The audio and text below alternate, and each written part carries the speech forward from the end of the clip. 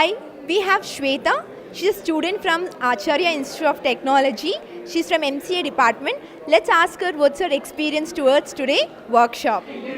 Hello, and the workshop conducted today was really very useful because the workshop which the knowledge they gave was about the worms, virus, and the Trojan horse and all, which was very much needed for the students like us because we don't have the knowledge about the data stealing and all which is going on these days. So when they give the knowledge about such things, then we'll be aware of like how to secure our data and how to share the knowledge to our friends. So this will be very useful, and the show was very pleasing with us, and it really helped me a lot. Thank you, Swetha.